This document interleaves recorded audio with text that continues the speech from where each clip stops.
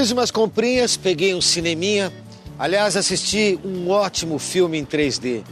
E aí eu comecei a perceber melhor o quanto a gente está cercado de objetos tridimensionais o tempo todo.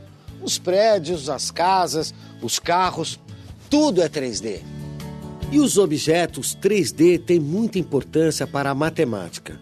Os poliedros, por exemplo, são determinantes, não só na matemática, mas também na arquitetura e na astronomia. Se nós levarmos tudo isso em consideração, nós vamos perceber uma coisa. Esses objetos tridimensionais são formados por outras figuras planas. Olha, eu posso pensar uma figura tridimensional de várias perspectivas, né? Eu posso pensar ela sólida, totalmente cheia, assim, com um volume, né?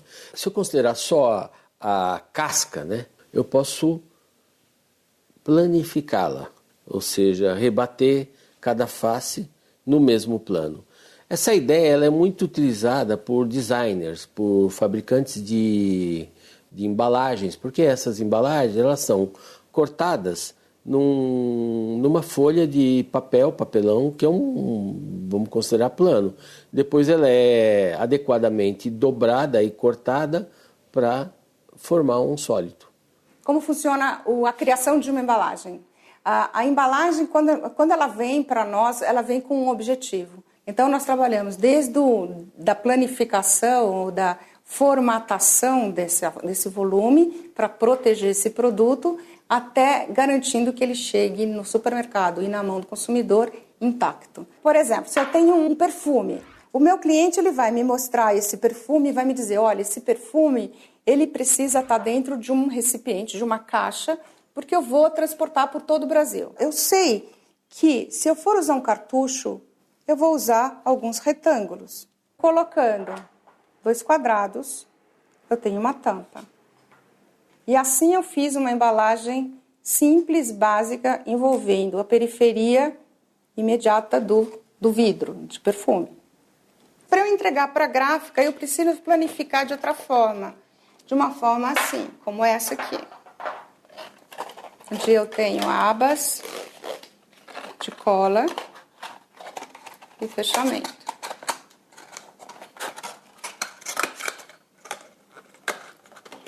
Quando eu mando para o meu cliente, da gráfica, isso vai assim. Eu ocupo menos espaço para viajar até a fábrica que vai envolver o perfume. Essas figuras tridimensionais são formadas por figuras planas que se juntam. A planificação vai ajudar a observar algumas características.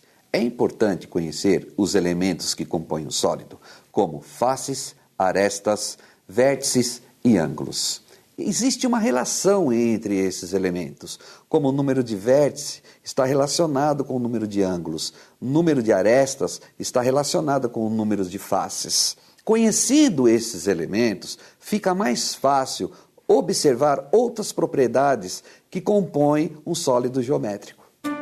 Ao planificar um cubo, por exemplo, aprendemos muito sobre ele. Descobrimos por quantas faces ele é formado. Observamos os ângulos, a quantidade de arestas e vértices.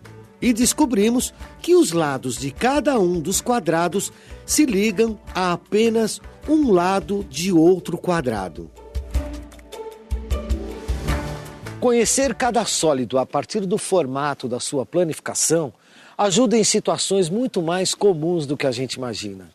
Descobrir o volume que cada objeto pode armazenar pode ser uma dessas situações.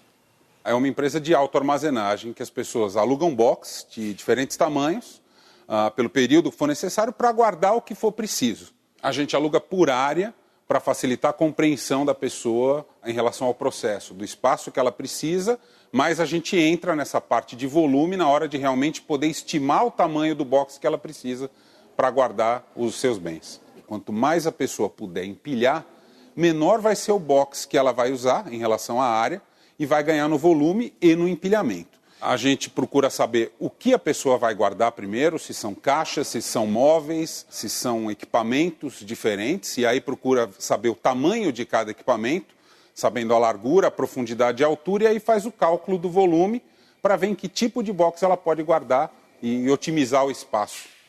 Mas como será que a gente descobre exatamente o volume máximo que um objeto pode suportar? Para calcular o volume de figuras tridimensionais, eu vou precisar de alguns dados, algumas medidas, como arestas ou ângulos. Não são todos os sólidos, mas para alguns sólidos eu vou precisar dessas medidas. Por exemplo, o volume de um cubo. O volume de um cubo pode ser calculado pela área da base vezes a sua altura. Se o cubo tem medidas iguais nas suas arestas, logo a área da base vai ser A ao quadrado, vezes a sua altura, que é A, totalizando o volume do cubo como A ao cubo.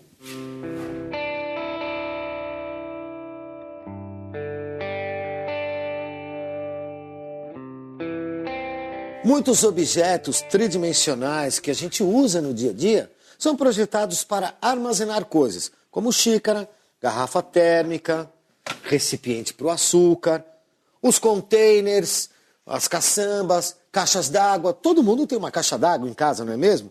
Eu, por exemplo, agora vou lavar a minha louça.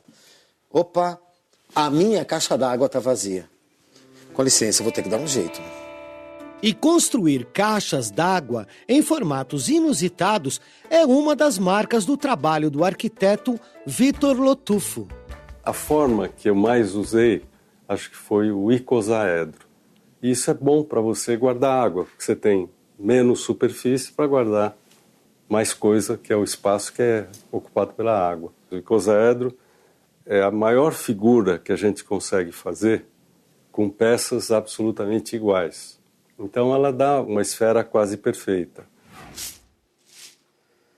Mas será que esses são mesmo os formatos tridimensionais mais eficientes em relação a volume?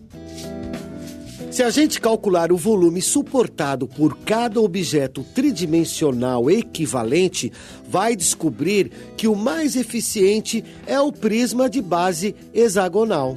Justamente o formato que as abelhas utilizam para armazenar mel. Não é incrível?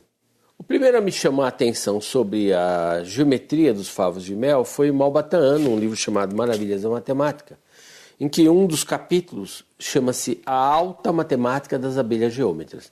Nesse capítulo ele vai explicar o porquê da geometria dos favos de mel, como se as abelhas tivessem optado, né, por uma estrutura geométrica que são prismas hexagonais. Há 3 figuras geométricas que permitem preencher o plano por causa dos seus ângulos internos. O triângulo equilátero, cujo ângulo interno é 60 graus, e 6 vezes 60 dá 360. O outro é o quadrado, 4 vezes 90 graus, que é o ângulo interno, dá 360.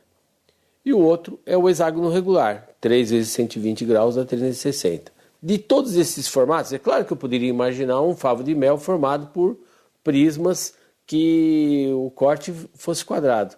Mas o que tem maior volume interno é aquele que é formado por o hexágono regular. Em outras palavras, é o formato mais econômico. Isso dá para provar com equações e etc.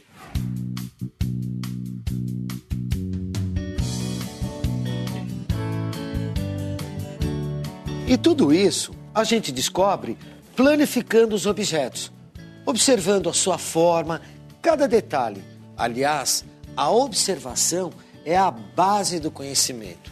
E foi observando o mundo, a natureza e a necessidade das pessoas que a matemática se desenvolveu.